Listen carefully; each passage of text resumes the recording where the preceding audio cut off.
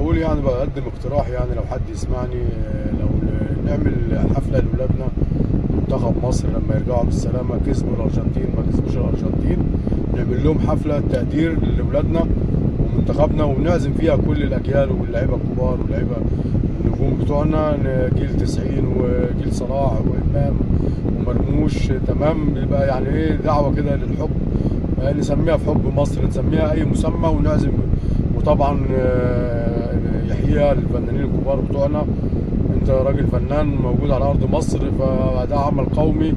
يا ريت يا ريت حد يتبنى الحكايه دي، ان احنا نتبسط كده مع اولادنا ومنتخبنا، ويطلعوا وينادوا عليهم مثلا بالمايك كده، هو لعيب يعملوا لهم اي حاجه كده، ايه يعني حاجه جميله كده ظريفه، تفرح اللعيبه دي بعد، وتيجي يجوا باسرهم والله على مسرح في اي مسرح في مصر، على في استاد القاهره.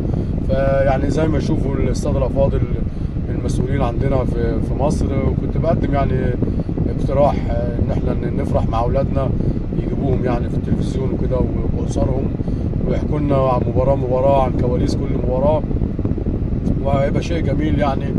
وبتوع كاس العالم 90 برضو هولندا والقصص دي، يحكوا لنا مثلا كواليس كانت ازاي لما كان ماشي في الممر مع رود خولت مع فان باستن مع الناس دي. تمام، يعني ده ايه، هتبقى حاجه جميله وكده اهو. اما الناس اللي بتتنمر على محمد هاني وكده، فبقول له عيب عيب عيب، انت راجل كبير بتكتب بوست ملوش لازمه على الفيس.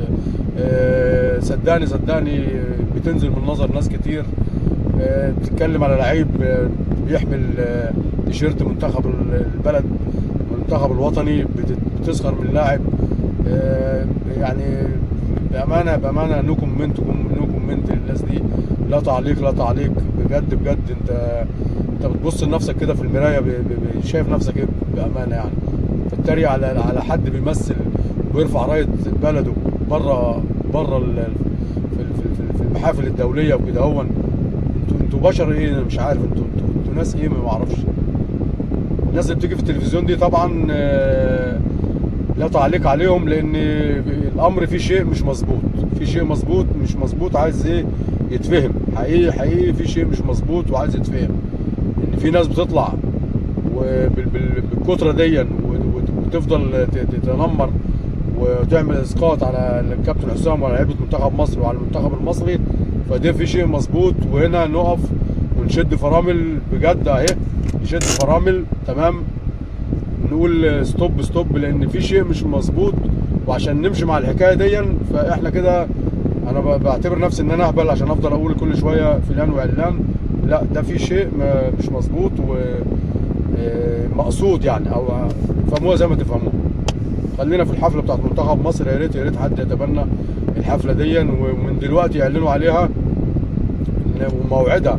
هو معروف كاس العالم هيخلص امتى، تمام، يعلنوا على الموعد بتاعها، بتاع الانتهاء بتاعها من دلوقتي، حتى توصل للعيبه منتخب مصر وهي موجوده في امريكا. تمام، ويتعلن من دلوقتي عن الحفله، لعلها تدي دافع معنوي للعيبه، ويتم تكريم اللعيبه على ستيج كده، وحاجه تبقى جميله من الناس المسؤولين بتوعنا الكبار. اتمنى يعني الملحوظه اللي انا قلتها او الدعوه اللي انا قلتها توصل لحد وياخدوا بيها. حفله جميله كده لمنتخب مصر، كل المنتخبات اللي لعبت ووصلت كاس العالم 90، والمره دي والمره اللي فاتت وكده هون. اتمنى حد يتبنى الفكره بتاعتي دي ويعملوا بيها. السلام عليكم ورحمه الله وبركاته. كرة مع الرسول.